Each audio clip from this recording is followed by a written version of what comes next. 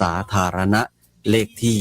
BO-S10-10-04-56-56 รายการต่อไปขอเชิญท่านสดับรับฟังรายการธรรมะก่อนนอนบรรยายโดยพระราชปริยัติยากรขอเชิญท่านสดับรับฟังได้ณโอกาสต่อไปนี้สถานีพระพุทธศาสนาฝากเพลงลอยมาย้ำชาวพุทธสร้างบุญธรรมะจะติดจะโลกาหิปฏิสัมปติกาตันหาริยันทิวารังอายาจาธาสันติทัสสันราปาราชังคาชาติกาเทเสตุธัมมังอนุกัมมิมังปัสสังชาโอสหัมบดีพรหมเป็นบ่อลมใน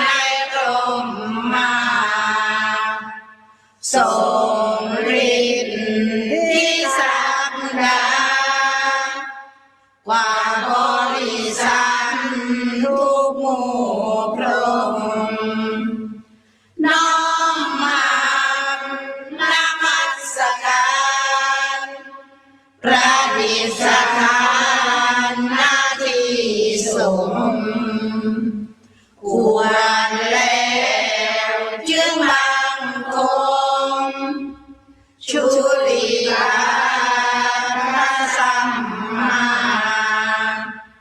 ขอพรอันประเสริฐวรเลิ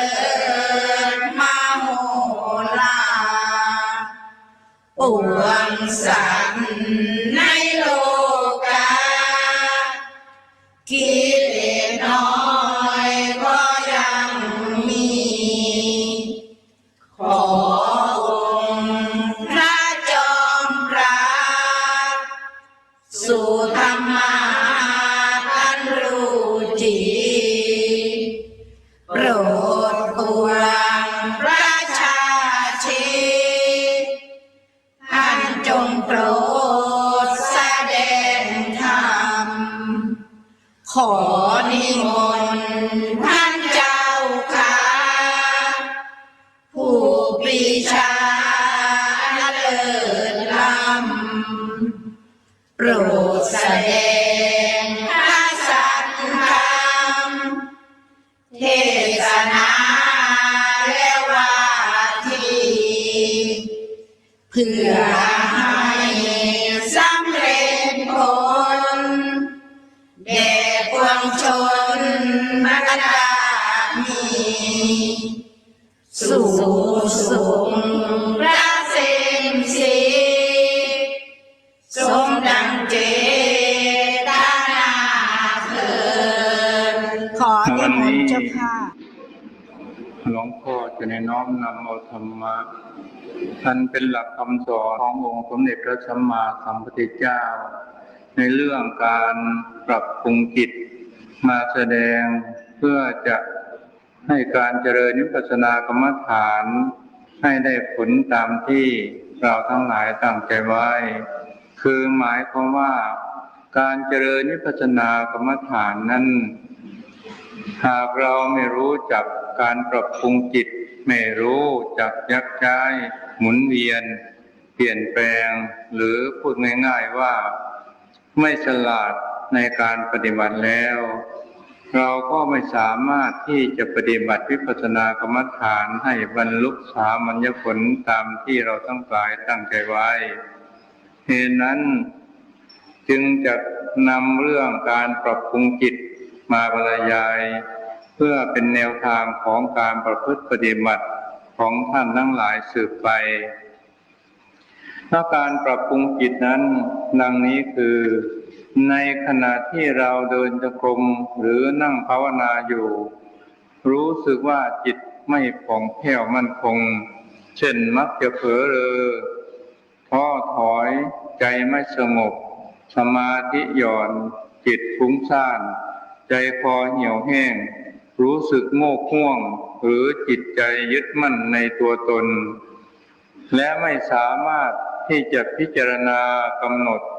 ให้อารมณ์เหล่านั้นหายไปได้ผู้ปฏิบัติจะต้องทำการปรับปรุงจิตดังต่อไปนี้คือถ้าผู้ปฏิบัติมักจะเผลอเลอในการกำหนดเพื่อที่จะให้มีสติผู้ปฏิบัตินั้นจะต้องเจริญสติคือเพิ่มสติให้มากๆทั้งนี้ 1. ใช้สติติดตามอิริยาบถทั้งสี่คือยืนเดินนั่งนอนอย่าให้ขาด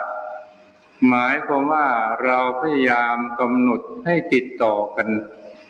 เช่นว่ายืนเดินนั่งนอนกินดื่มพูดคิดเราก็กำหนดไปเรื่อยๆคำว่ากำหนดไปเรื่อยๆนี้ไม่ใช่ว่าเวลาฉันเช้าฉันเพลหรือมาทำวัดเราจะเดินขวาอย่างนอซ้ายอย่างหนออะไรมันมาเรื่อยๆอย่างนี้คือให้มีสติติดต่อกันในขณะนั้นเราอาจจะนึกในใจว่าขวาซ้ายขวาซ้ายขวาซ้ายขวาซ้ายไปเรื่อยให้สติของเรามันติดต่อกันเวลาจะไปถ่ายหนักถ่ายเบาส่งน้ำกินดื่ม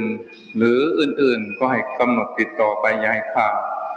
2. สติกำหนดนั้นๆต้องสม่ำเสมอและติดต่อกันไม่ใช่ว่าชั่วโมงนี้ไม่อยากทำก็ไม่ทำชั่วโมงไหนตั้งใจจะทำก็จึงกำหนดจึงทำอะไรทำนองนี้ไม่ถูกคือหมายความว่าพยายามกำหนดให้สม่ำเสมอกันเราจะไปไหนก็ตามกินดื่มพูดคิดทำจิตใดๆก็ตามให้กำหนดไปเรื่อยๆไปแม้ว่าเราจะนั่งอยู่ที่กุฏิของเราหรืออยู่ในฌานกุฏิของเราหรือว่าอยู่ในห้องของเราแม้ว่าขณะนั้นเราจะไม่ได้นั่งภาวนาเลยก็ไม่นั่งภาวนาฟองน้อยุบหนอหรืออะไรทำนองนี้ก็ตามแล้วก็กำหนดอยู่อย่างนั้นล่ะสมมติว่าเราจะมองซ้ายและขวาแล้วก็กำหนดเราจะเหยียดซ้ายเหยียดขวาแล้วก็ต้องกำหนดเราจะก้มก็จะเงยก็กำหนดสรุปแล้วว่าเราไม่พักการกำหนดให้สม่ำเสมอติดต่อกันอยู่ตลอดเวลา 3. เว้นจากการพบคนที่มีสติเผลอเรอคือหมายความว่าผู้ใดไม่ค่อยมีสติเป็นชอบเผลอแล้วก็เผลอนิดเผลอหน่อยอะไรไม่เอาใจใส่ในการประพฤติปฏิบัติเราพยายามเว้นให้ห่างไกลจากคนประเภทนี้เพราะว่าคนประเภทนี้เวลาเราไปอยู่ใกล้ไปสมาคมหรือคุกคีกันอย่างนี้มันจะเป็นเหตุเป็นปัจจัยให้จิตใจของเรามันห่างจากสมาธิพอสภาวะธรรมจะเกิดช้าหรือไม่เกิดเสียเลย 4. ควรคบกับคนที่มีสติมั่นคงคือถ้าผู้ใดมีสติมั่นคงหนักแน่นไม่หวั่นไหวในอารมณ์ใดๆทั้งนั้นก็พยายามคบหาสมาคมกับคนประเภทนั้นสมัยก่อนที่สอนบรรดาลูกเนรทั้งหลายที่ปฏิบัติพระกรรมฐานในช่วงฝึกสมาธิหากว่าสามเณรรูปใดได้สมาธิสามเณรที่เหลือนั้นจะมานั่งล้อมสามเณรที่ได้สมาธิทีแรกก็มานั่งรูป2 รูปพอดีนั่งรูป2 รูป2 รูปก็พอได้สมาธิชั่วโมงหลังหรือวันหลังนั่งสมาธิเพิ่มขึ้นไปอีก5 รูป6 รูป7 รูปไปเพิ่มขึ้นไปผลสุดท้ายสามเณรทั้ง70 กว่ารูปนั้นสามารถทำได้สมาธิไปตามๆกันเพราะว่าอยู่ใกล้ผู้ที่มีสติสำหรับพระเจ้าพระสงฆ์ที่มาปฏิบัติแต่ว่าพระอาจารย์สมพรนี่ท่านเป็นผู้มีสติสูงสามารถทำสมาธิได้ถึง24 ชั่วโมง เวลาปฏิบัติพระกรรมฐานพระสงฆ์องค์พระเจ้าจะมานั่งใกล้ๆรูปนู้นนั่งโน้นรูปนี้ตรงนี้อยู่ในบริเวณเดียวกันนั้นแหละผลสุดท้ายก็เป็นเหตุเป็นปัจจัยให้พระเจ้าพระสงฆ์เหล่านั้นได้สมาธิได้ฌานไปตามๆกันเหตุนั้นการที่พวกเราคบกับคนที่มีสติมั่นคงจึงเป็นเหตุเป็นปัจจัยให้สมาธิให้ฌานเกิดให้ฌานและญาณเกิดขึ้นแต่ถ้าหากว่าผู้ปฏิบัติบรรลุถึงญาณต่างๆได้ช้าหมายความว่าเวลาประพฤติปฏิบัติสภาวะธรรมแต่ละอย่างละอย่างนั้นเปลี่ยนไปช้ามากญาณต่างๆก็เปลี่ยนไปช้าเหลือเกินผู้ปฏิบัติจะต้องปรับปรุงจิตของตัวเองท่านนักปฏิบัติธรรมทั้งหลายเราอย่าลืมว่าการประพฤติปฏิบัติธรรมของเรานี้หากว่าการกำหนดของเราไม่สม่ำเสมอคือกำหนดบ้างไม่กำหนดบ้างมัวแต่คุยกันคุกคีกันอะไรทำนองนี้สภาวะธรรมทั้งหลายจะเปลี่ยนไปช้าเช่นว่าพระอนิจจังทุกขังอนัตตาก็จะเปลี่ยนช้าหรือว่าสภาวะธรรมอื่นๆก็จะเปลี่ยนช้าวิปัสสนาญาณนั่นก็จะเปลี่ยนช้าเกิดช้าบางที5 วันจึงเปลี่ยนครั้งหนึ่งเมื่อเปลี่ยนแล้วก็อยู่อย่างนั้นล่ะอาจจะ5 วันหรือ7 วันจึงเกิดอีกอย่างแล้วจึงเปลี่ยนไปอย่างมันเปลี่ยนช้ามันเกิดช้าตามปกติหากว่าเรามีสติติดต่อกันเรากำหนดในขณะนี้เปลี่ยนในขณะนี้แต่พระอนิจจังทุกขังอนัตตาอาจจะเปลี่ยนไปเร็วขึ้นไปเรื่อยเร็วขึ้นแล้วสำหรับญาณอื่นๆเช่นว่าอุทยพยญาณพังคญาณพยตูปฐานญาณเป็นต้นเวลาเกิดบางรูปมีสติสมบูรณ์จะเปลี่ยนไปช้าบางทีวันเดียวนั่นผ่านไปตั้ง3 อย่าง4 อย่าง5 อย่างก็มีบางรูป3 ชั่วโมงนี่ผ่านไปทั้ง8 อย่างเลยปฏิบัติเพียง2 วันหรือ3 วันก็สามารถผ่านการปฏิบัติไปได้สำหรับผู้มีสติดีนะแต่ถ้าผู้มีสติไม่ดีดังที่กล่าวมาแล้วข้างต้นกำหนดบ้างไม่กำหนดบ้างปล่อยไปตามธรรมชาติคุยกันบ้างคุกคีกันบ้าง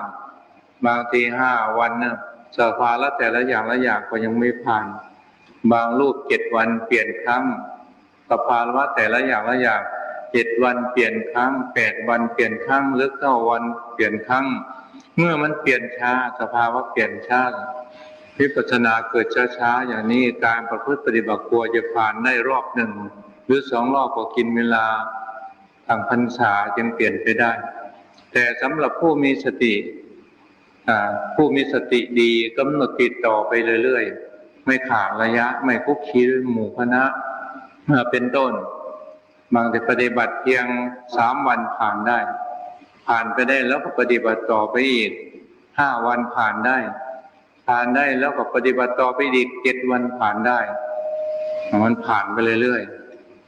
ๆเท่าที่ได้ประสบการณ์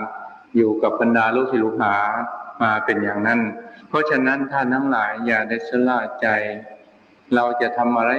ก็ตามจะก้มจะเงยจะคู่จะเหยียดจะอาบน้ำจะสงน้ำถ่ายหนักถ่ายเบาบริโภคอาหารยืนเดินนั่งนอนกินดื่มพูดคิดใดๆก็ตามพยายามกำหนดให้ติดต่อกันเมื่อเราพยายามติดต่อกันสภาวะจะเปลี่ยนเร็ววิปัสสนาญาณก็จะเกิดเร็วเมื่อทุกสิ่งทุกอย่างเกิดเร็วเปลี่ยนเร็วอย่างนี้ก็เป็นเหตุเป็นปัจจัยให้การปฏิบัติมันก้าวไปถึงจุดหมายปลายทางเร็วถ้าหากว่าสัญญาณต่างๆมันเปลี่ยนช้าหรือเกิดช้าผู้ปฏิบัติจะต้องปรับปรุงจิตอันนี้คือ 1. มันสอบถามวิธีปฏิบัติกับครูบาอาจารย์หมายว่าครูบาอาจารย์ที่เราเห็นว่าพอที่ไว้ใจได้พอที่เป็นที่ปรึกษาได้พอที่จะแนะนำได้เราก็ไปสอบถามวิธีปฏิบัติกับครูบาอาจารย์ที่อยู่ใกล้ๆ 2. ทำร่างกายและที่อยู่อาศัยตลอดถึงเครื่องนุ่งห่มให้สะอาด ถ้าคือหมายว่าเราพยายามอาบน้ำชำระร่างกายฟอกสบู่ถูสบู่ทำให้ร่างกายของเราสะอาดตลอดทั้งเครื่องนุ่งห่มเป็นว่าสบงจีวรอังสะเครื่องนุ่งห่มอื่นๆแล้วก็พยายามทำให้สะอาดพยายามฟอกสบู่แล้วก็พยายามอย่าให้มันชื้นอะไรทำนองนี้ให้กลิ่นนั่นอย่าให้มันกลิ่นเกิดขึ้นท่านทั้งหลายอย่าคิดว่าลักษณะอย่างนี้ไม่สำคัญนะท่านทั้งหลายเพราะว่ากายของเราไม่สะอาดเท่าที่ควรคือมันมีคราบสกปรกหรือเครื่องนุ่งห่มของเราไม่สะอาดจริงๆมันมีกลิ่นอะไรทำนองนี้เวลาการปฏิบัติมันช้าเหลือเกินแต่เพราะว่าจิตใจมันไม่ล่าเริงไม่เบิกบานไม่แจ่มใสแต่ถ้าว่าร่างกายของเราก็อาบน้ำชำระสะอาดฟอกสบู่สะอาดเครื่องนุ่งห่มก็ซักก็พึงให้แห้งให้สะอาดเวลานั่งสมาธิก็รู้สึกว่ามันเป็นสมาธิเร็วสามารถที่จะเข้าสมาธิได้เร็วสภาวะก็เปลี่ยนเร็วเพราะฉะนั้นลักษณะอย่างนี้ขอท่านทั้งหลายอย่ามองข้ามพยายามทำให้สม่ำเสมอเห็นว่ามันผิดปกติก็พากันเห็นว่าร่างกายของเราไม่ปกติมันมีคราบสกปรกก็ส่งน้ำเสียอาบน้ำเสียตัวเครื่องนุ่งห่มของเรามันไม่ดีมันมีกลิ่นอะไรทำนองนี้ก็เรียบชักเรียบถูให้มันสะอาด3ทำอินทรีย์5คือศรัทธากับปัญญาวิริยะกับสมาธิให้สม่ำเสมอกันเท่ากันส่วนสติให้อยู่กลางๆท่านทั้งหลายเรื่องอินทรีย์5นี้ว่าถ้าว่าศรัทธามากกว่าปัญญามันจะทำให้คิดแต่เรื่องทำบุญทำกุศลคิดแต่ทำบุญทำทานนั่งภาวนานั่งไปเดินไปคิดแต่เรื่องทำบุญทำทานอยู่ตลอดเวลาอย่างนี้เรียกว่าเป็นศรัทธาฆ่าปัญญาหย่อนที่นี่ถ้าปัญญามากศรัทธาหย่อนจะหาแต่ความสบายตัวเองเดินจงกรมก็ไม่อยากเดินก่อนสักแต่ว่าเดินเวลานั่งก็ซอกพิงต้นไม้พิงต้นเสานั่งเหยียดเท้าหรือเอนอะไรกีปาถะคนมีปัญญามากอยากเป็นลักษณะอย่างนี้หาสุขแต่ตัวเองชอบนอนถ้าเป็นหยดนั้นเยอะเป็นส่วนมากหลังอาจารย์ของเป้งมาอยู่ณที่นี่เวลาเดินจะกรมเดินย่อยๆไปครบเวลาแล้วก็ไปนอนสมาธิโน้นเลื่อนหนูแต่นั่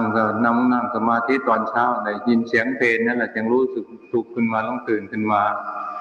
หลวงพ่อให้สมัญญาว่าอาจารย์ของเป้งเคยขยันดีท่านเพ่งแต่นิทาลมเข้าสู่แต่นิทาฌานทุกวันการปฏิบัติก้าวหน้าดีภาษาสมัยเนี่ยพุทธเชลเพราะท่านเป็นอย่างนั้นจริงๆเพราะฉะนั้นเราหากว่ามันปัญญามากเราก็พยายามลดปัญญาให้มันเท่ากับศรัทธาคือหมายความถ้าศรัทธามากเกินไปเราก็คิดว่าเราคิดอย่างไรเราทำอย่างไรเราพูดอย่างไรศรัทธามันจึงเกิดมากทั้งขนาดนี้ก็พยายามอย่าพูดเรื่องนั้นอีกต่อไปหรือว่าถ้าปัญญามากเราคิดว่าทำไมมันปัญญามันมากเกินไปเมื่อเห็นว่ามันดูที่จุดนี้เวลาเดินโยกรมเราก็ไม่ตั้งใจที่จะเดินโยกรมหรือเวลาเดินโยกรมท่านให้เดินช้าๆให้กำหนดทุกครั้งแต่เรากับเดินเร็วขึ้นมาเลนขวาซ้ายไปเลยขวาอย่างหนอซ้ายอย่างหนอไม่ทันขวาซ้ายชอบเดินเร็วแล้วไปเรียกประเภทนี้คนที่เป็นปัญญามีปัญญาก้าวศรัทธาหย่อนการทำเช่นนี้ก็พยายามอย่าทำเช่นนั้นอีกถ้าว่าเราเดินเช้าก็เดินเร็วเพลนก็เดินเร็วค่ำก็เดินเร็วเวลาไหนก็เดินเร็วก็เดินเร็วไม่แต่เดินเร็วเมื่อหามาให้เดินช้าๆงุดหงิดขึ้นมาแล้วไม่อยากเดินมันเป็นเท่านี้มันนิสัยเคยมันนิสัยเคยชินเมื่อนิสัยเคยชินอย่างนี้ละมาเราเดินช้าๆมันไม่สามารถที่จะทำได้เมื่อเราเดินช้าๆสมาธิมันก็เกิดช้าแล้วเกิดได้น้อยหรือว่าสมาธิที่เกิดขึ้นมาแล้วก็ไม่สามารถที่จะทำให้เกิดฌานได้หรือเกิดเล็กๆน้อยๆ5 นาที10 นาทีที่หากว่า ความเพียรมากสมาธิหย่อนมันจะทำให้คิดมากเช่น5 นาทีเลยคิด100 เรื่องพันเรื่องแล้วต้องลดความเพียรลงกำหนดบทพระกรรมฐานในสั้นเข้าไปเมื่อก่อนเรากำหนดพองหนอยุบหนอนั่งหนอถูกหนอ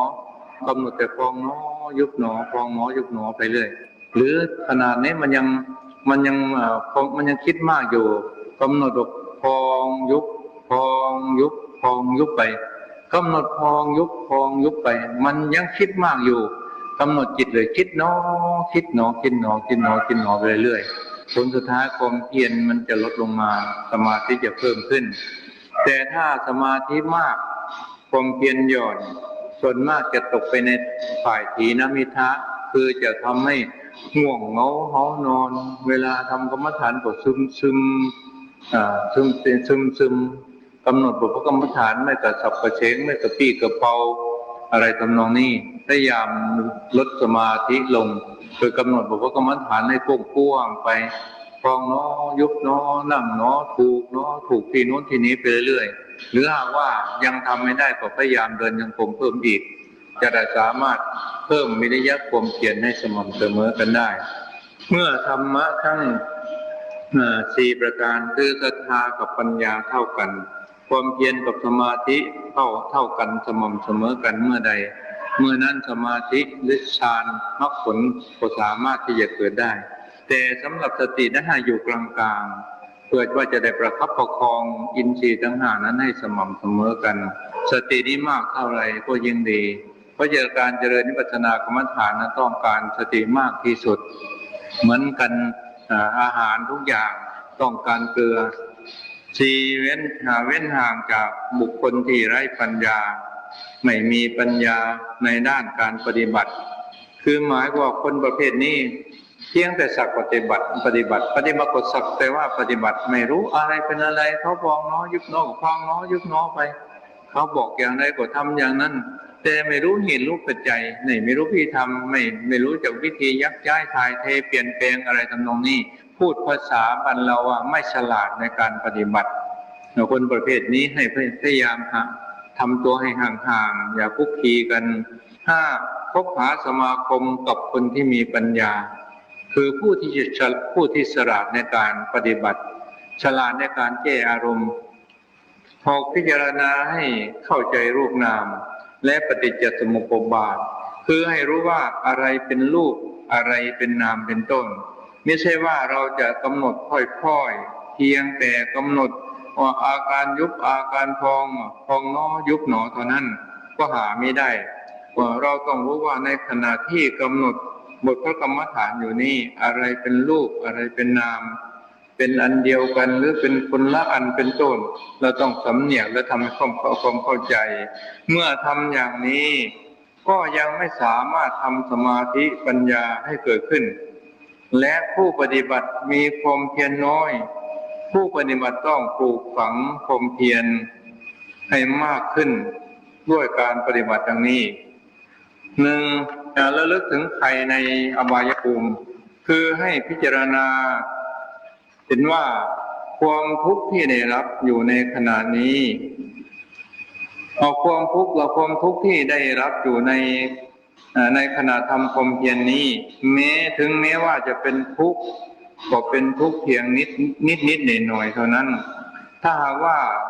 เราประมาทเสียจุติแล้วไปบังเกิดในอบายภูมิยิ่งจะได้รับความทุกข์ร้อนมากกว่านี้เมื่อเป็นเช่นนี้ก็จะเกิดความอุตสาหะพยายามในการที่จะบำเพ็ญความเพียรต่อไปคือหมายว่าเราปฏิบัติพระกรรมฐานมันก้าวหน้าเราต้องคิดว่าความทุกข์ที่เรารับอยู่ตอนนี้คิดแล้วเป็นความทุกข์เล็กๆน้อยๆเท่านั้นแต่ถ้าว่าเราไปตกในนรกไปเกิดเป็นเปรตเป็นอสุรกายเป็นสัตว์เดรัจฉานความทุกข์มันจะเพิ่มขึ้นไปกว่านี้มันจะมีมากกว่านี้เมื่อเป็นเช่นนี้นั่นก็จะมีกระจิตกระใจเกิดอุตสาหะพยายามในทำกรรมฐานเพราะเกรงภัยที่จะได้รับในอบายภูมิ 2. เล็งเห็นว่าความเพียรจะนำไปสู่มรรคผลนิพพานคือต้องเชื่อมั่นในตัวเอง เชื่อมั่นในพระธรรมะที่ปฏิบัติอยู่นี้ว่าสามารถนำเราผู้ปฏิบัติให้บรรลุมรรคผลนิพพานได้3ระลึกว่าเราจะต้องดำเนินไปตามทางของพระพุทธเจ้าและสาวกของพระพุทธเจ้าที่ได้ดำเนินไปแล้วทางสายนี้คนเกียจคร้านไม่สามารถดำเนินไปได้เมื่อเราพิจารณาอย่างนี้ก็จะเป็นเหตุเป็นปัจจัยให้เกิดอุตสาหะในการบำเพ็ญภาวนาเจริญวิปัสสนากรรมฐานขึ้นมาได้4สำหรับนักบวชควรจะระลึกว่าเราฉันอาหารที่มีผู้มีศรัทธาถวายแล้วควรทำตนให้เป็นประโยชน์อย่างยิ่งไม่ประมาทว่าเราฉันอาหารของญาติโยม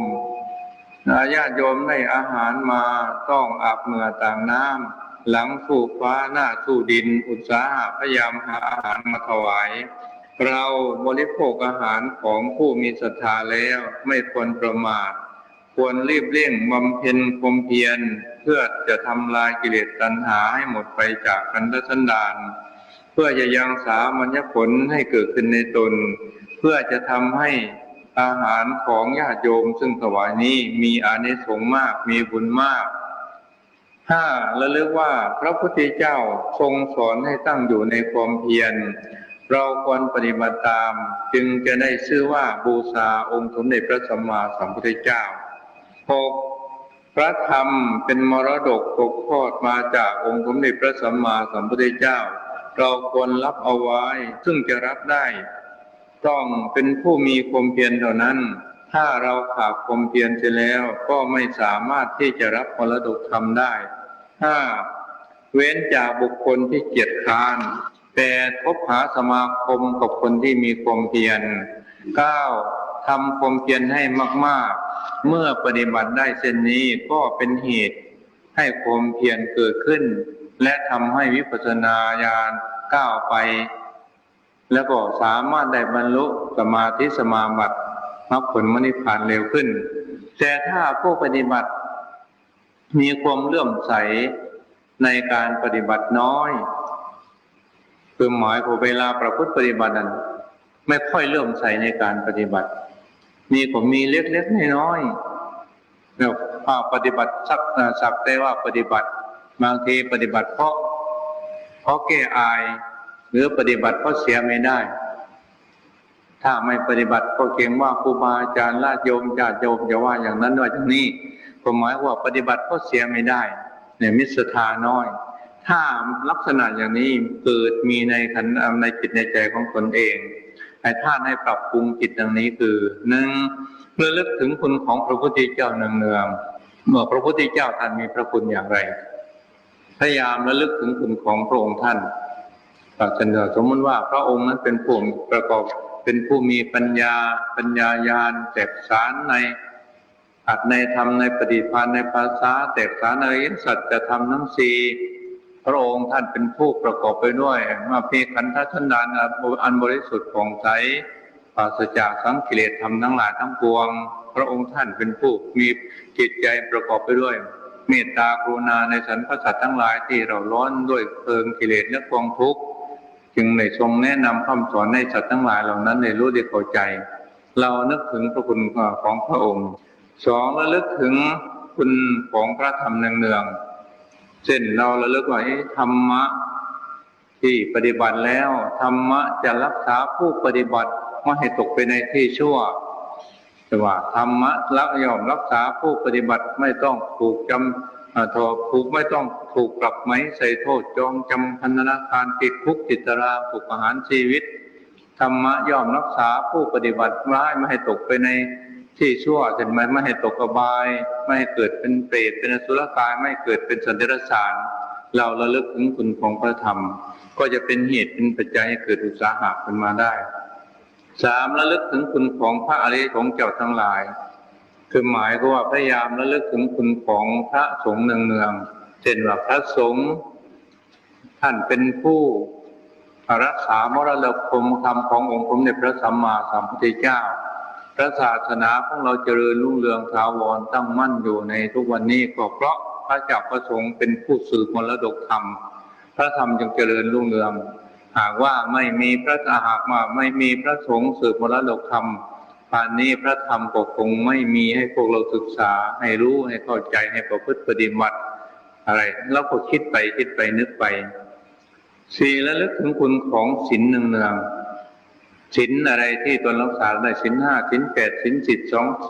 ล247เมื่อเราพยายามระลึกถึงคุณเกิดศีลของศีลศีลนี้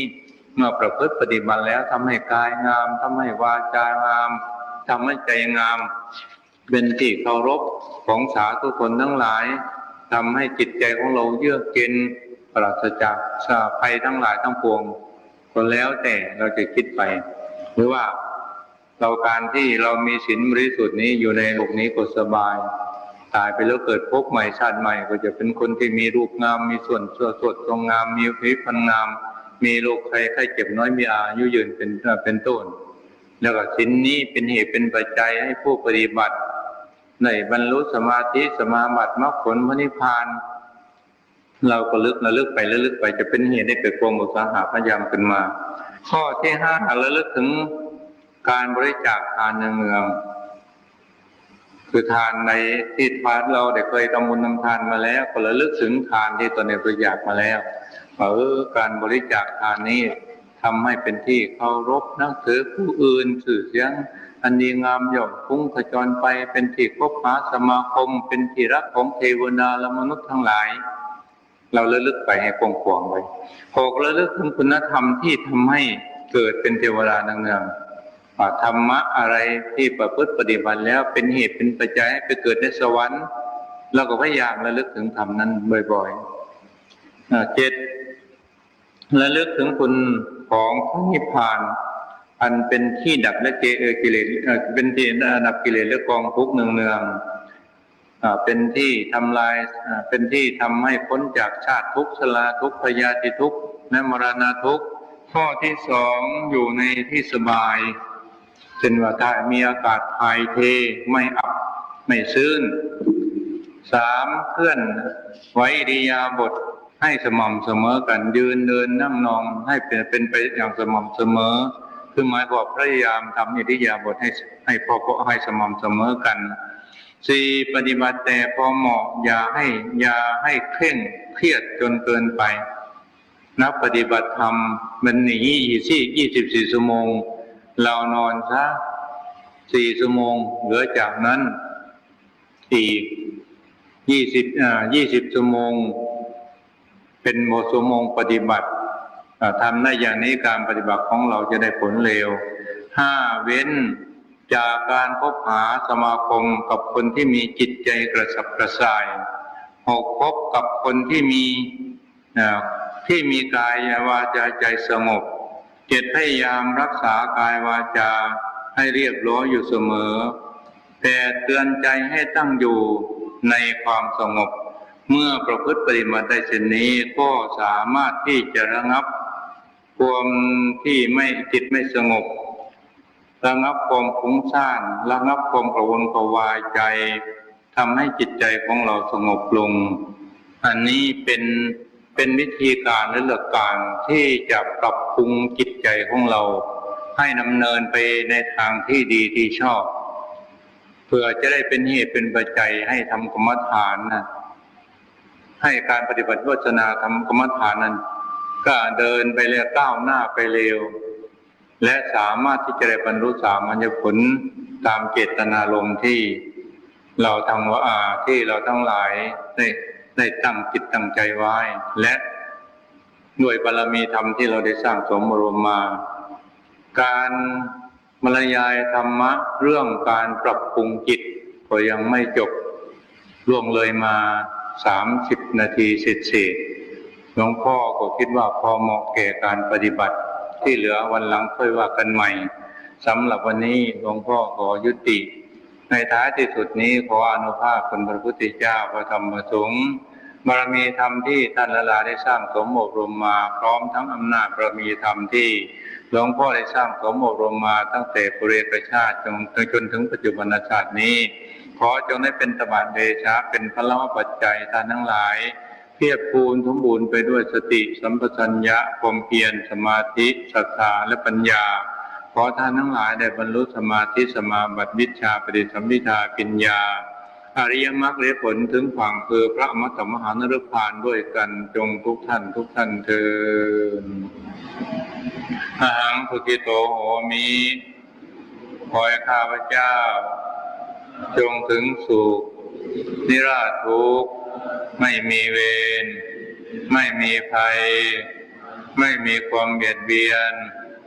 ไม่มีความเดือดร้อนไม่มีความลำบาก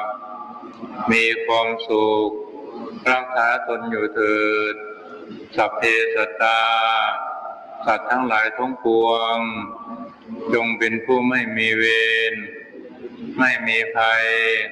ไม่มีความเบียดเบียนไม่มีความเดือดร้อนไม่มีความลำบากมีความสุขรักษาตนอยู่เถิดข้าพเจ้าขออุทิศส่วนบุญส่วนกุศล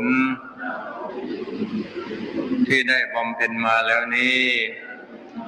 ให้แก่บิดามารดาครูประชาจารย์ญาติสนิทมิตรสหายตลอดท่านผู้มีอุปการะคุณทั้งหลายเจ้ากรรมนายเวรมนุษย์มนุษย์อบายสัตว์เทวดามารพรหมพระยายมราชและนายนิรยาบาลทั้งหลายถ้าตกทุกข์ขอให้พ้นจากทุกข์ถ้ามีความสุขขอให้มีความสุขยิ่งขึ้นไปด้วยบุญกุศลที่ข้าพเจ้าได้บำเพ็ญมาแล้วนี้มีการให้ทานรักษาศีลเจริญภาวนาเป็นต้นขอจงได้เป็นพลวปัจจัยเป็นอุปนิสัยตามส่งให้เกิดปัญญาญาณบรรลุฌานสมาบัติ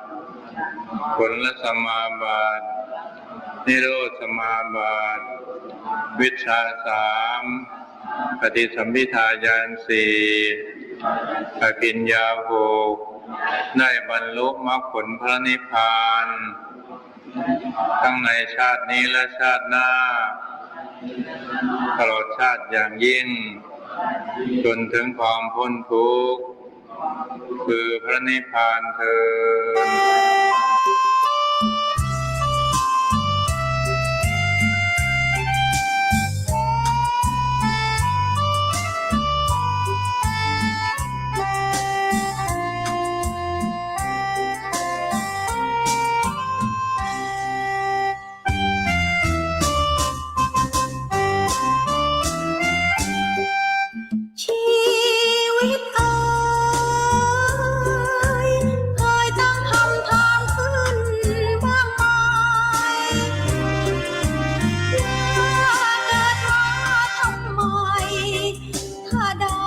คำตอ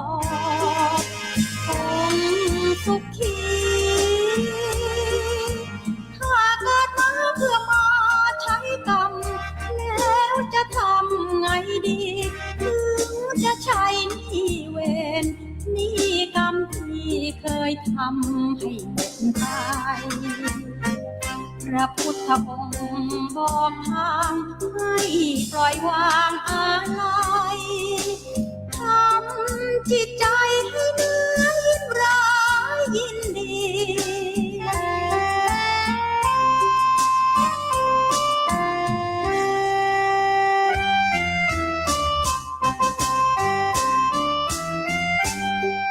วิปัสสนาคือมรรคชี้ช่องปล่อยวาง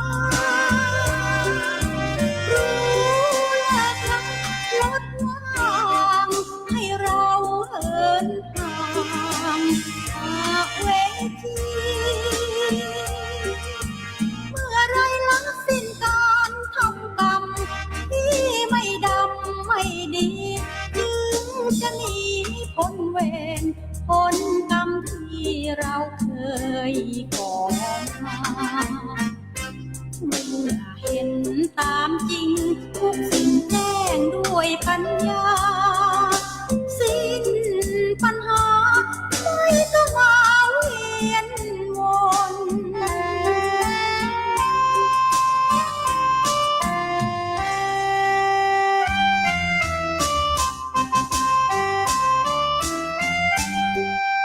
ชีวิตเอ่ยลงชื่นชอยเขากอดมายาล้วนเรื่องร้ายคุณค่าเหมือนอุ้มต้นฟ้าเดิ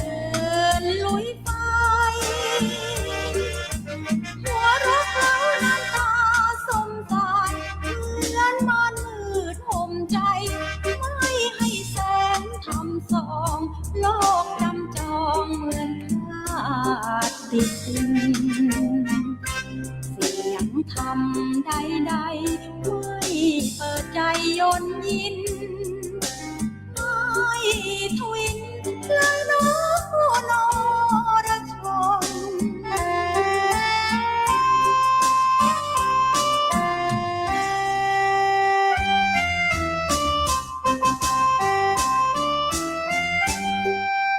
ทา